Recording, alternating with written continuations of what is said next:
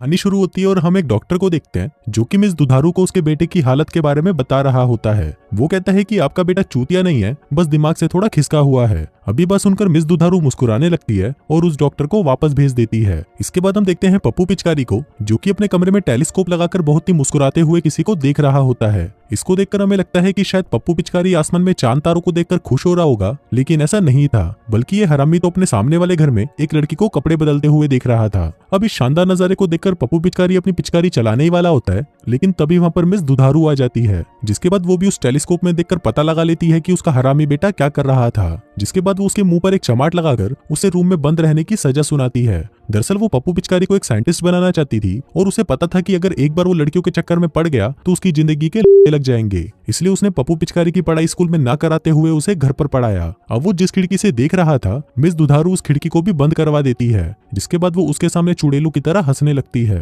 तभी scene shift होता है और हमें 20 साल बाद का सीन दिखाया जाता है। यहाँ पर हम पप्पू पिचकारी को कुछ साइंटिस्ट के साथ एक मीटिंग में देखते हैं, जिसका मतलब था कि अब वो साइंटिस्ट बन चुका है। लेकिन वही बाकी साइंटिस्ट की बातों से हमें पता चलता है कि उनकी नजर में पप्पू पिचकारी एक नंबर का चूतिया था। अब वो सभी यहाँ पर इकट्ठा भी इसलिए हुए थे क्योंकि पप्पू पिचकारी उन्हें अपना घटिया सा आविष्कार दिखाना चाहता था, जिसके इस्तेमाल से किसी भी इंसान को गायब किया जा सकता था। लेकिन इस सीरम का असर इंसान पर सिर्फ कुछ ही घंटों के लिए रहता है, जिसके बाद वो दोबारा से दिखने लगता है। अब पप्पू पिचकारी की ये सारी बातें बाकी साइंटिस्ट को सिर्फ बकवादियां लगती हैं। लेकिन वहीं पप्पू पिचकारी बहुत ज्यादा कॉन्फिडेंट था, लेकिन जब वो सीरम को अपने अंदर इंजेक्ट करता है तो वो इनविजिबल नहीं होता। जिसके बाद सभी साइंटिस्ट उसे चूतिया बोलकर उसका मजाक उड़ाने लगते हैं। अब अपना मजाक उड़ता देख पप्पू पिचकारी की गांड जल जाती है और वो गुस्से में उन सब पर हमला बोल देता है। अब उनमें से कुछ साइंटिस्ट तो अपनी गांड बचाकर भाग जाते हैं, लेकिन कुछ साइंटिस्ट जिनमें फीमेल्स भी थी वो पप्पू पिचकारी के हत्थे चढ़ जाती हैं और पप्पू पिचकारी वहीं पर ही सबको घोड़ी बना देता है। फिर अगले दिन एक न्यूज एंकर सूखी मौसमी सबको बताने लगती है कि कैसे डॉक्टर पप्पू पिचकारी ने अपने ही ग्रुप के 4 साइंटिस्टों को घोड़ी बना डाला, लेकिन आखिर में उसे पकड़ लिया गया।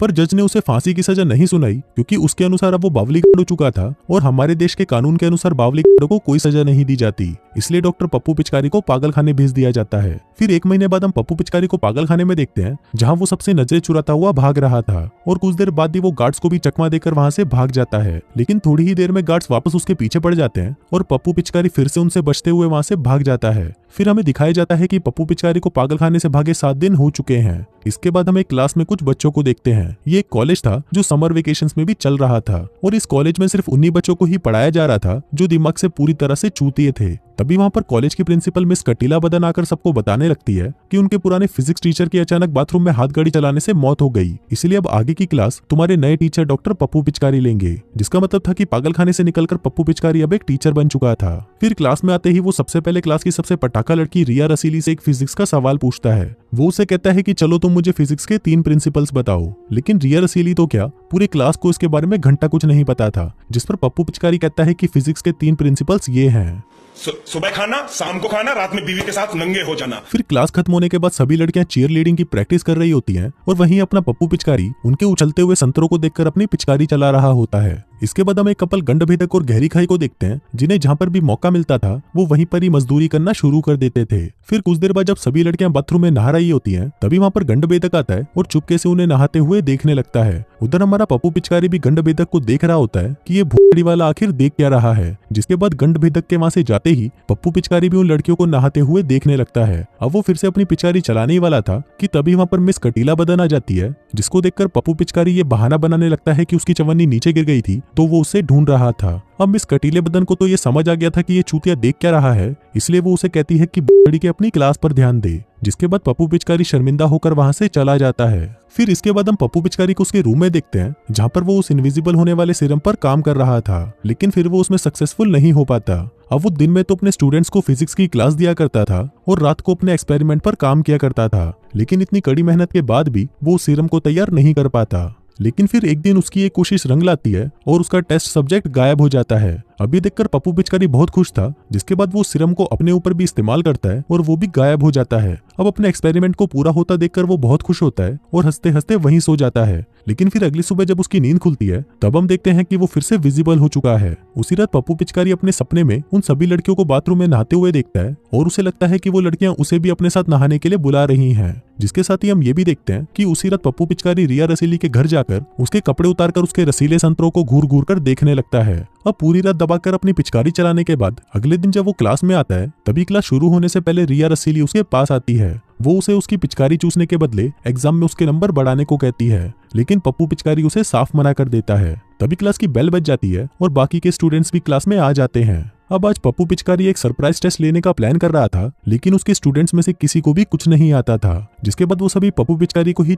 बोलकर उसका मजाक उड़ाने लगते हैं। अब इस बात से गुस्सा होकर वो उन सभी से टेस्ट पेपर्स लेकर उन सभी को फेल कर देता है। इसके बाद हम एक बिल्कुल ही नीच और घटिया स्टूडेंट बुबा को देखते हैं, जिसे मिस कटीला बदन अपने ऑफिस में बुलाती है। वो उसे कहती है कि उसके एग्जाम में नंबर सबसे कम आए हैं, इसलिए उसे वापस से इस क्लास को रिपीट करना होगा। अभी सुनकर बुबा भी मायूस हो जाता है, क्योंकि उसका प्लान तो कॉलेज जाकर लड़कियों को बजाना था। पर तभी मिस कटीला बदन बुबा को एक ऑफर देती है कि अगर वो उसे चरम सुख की प्राप्ति देकर उसका पानी निकाल देगा तो वो उसे पास करके उसे कॉलेज भेज देगी। काश ऐसा ऑफर मुझे भी मेरे स्कूल में मिलता। अभी सुनते ही बुबा खुशी के मारे उछल पड़ता है, जिसके बाद वो मिस कटीले बदन को दबा दबा कर अपने घोड़े की सवारी कराता है और शर्त के मुताबिक मिस कटीला बदन उसे पास कर देती है। वहीं दूसरी तरफ जब सारी लड़कियां बाथरूम में नहा रही होती हैं, तभी पप्पू पिचकारी भी इनविजिबल होकर बाथरूम के अंदर जाकर उन्हें देखने लगता है। लेकिन फिर जब पप्पू पिचकारी से सहन नहीं होता तो वो वहीं पर ही अपनी पिचकारी चलाना शुरू कर देता है। उधर हम एक सफाई वाले को भी देखते हैं, जो कि उन लड़कियों को नहाता हुआ देखकर उनके मजे ले रहा था। लेकिन तभी उसे ऐसा करते हुए बुबा देख लेता है और उसे कहता है कि बड़ी के यहाँ से चला जा,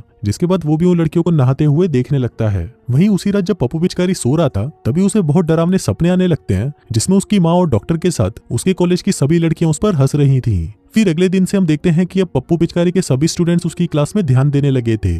लेकिन फिर क्लास के बाद मिस कटीला बदन पप्पू पिचकारी को अपने चैम्बर में बुलाती है और उसे कहती है कि मुझे पता है कि ना तो तुम्हारी वाइफ है और ना ही गर्लफ्रेंड, इसलिए अगर तुम चाहो तो हम दोनों एक दूसरे की जरूरतों को पूरा कर सकते हैं। और ऐसा बोलते ही वो अपने सारे कपड़े उतारकर पप्पू पिचकारी के सामने नंगी हो जाती है। अभी देखकर हम व्यूवर्स एक्साइटेड हो जाते हैं कि पप्पू पिचकारी अब इसकी टांगे उठाकर इसे बजा ही देगा, लेकिन तभी वो उसे मना कर देता है और वहां से जाने लगता है। लेकिन तभी कटीला बदन उसे उसका इनविजिबल करने वाला इंजेक्शन दिखाती है। दरअसल उसे लग रहा था कि पप्पू पिचकारी ड्रग्स लेता है और वो उसे ये बताकर ब्लैकमेल करने लगती है कि अगर उसने उसके कुएं में पानी नहीं भरा तो वो ये बात पुलिस को बता देगी। अभी सुनकर पप्पू पिचकारी उसे पकड़कर चूसने लगता है, जिसके बाद वो उसकी चूचियों में चाकू घुसाकर उसे मार डालता है। अब मिस कटीले बदन की जान लेने के बाद पप्पू पिचकारी दिमाग से पूरी तरह बावली गांड हो चुका था, जिसके बाद वो फिर से इनविजिबल होने वाला सीरम लेकर कैफेटेरिया में आ जाता है, जहां बूबा और बैटी एक दूसरे को दबा दबाकर चूस रहे होते हैं। लेकिन तभी वहां पर पप्पू पिचकारी आता है और बुबा के मुंह पर एक बड़ा सा ब्रेड का टुकड़ा घुसाकर उसे मार डालता है। अभी देखकर बैटी को समझ नहीं आता कि भैंचोद ये सब हो क्या रहा है, जिसके बाद वो अपना पिछवाड़ा उठाकर वहां से भागने लगती है। लेकिन तभी पप्पू पिचकारी उसके सारे कपड़े फाड़ देता है और उसका गला एक पाइप से घुटकर उसे मार डालता है। वहीं दूसरी तरफ दो लड़कियां बाथरूम में एक दूसरे की चाटने के बाद बाहर जा रही थी,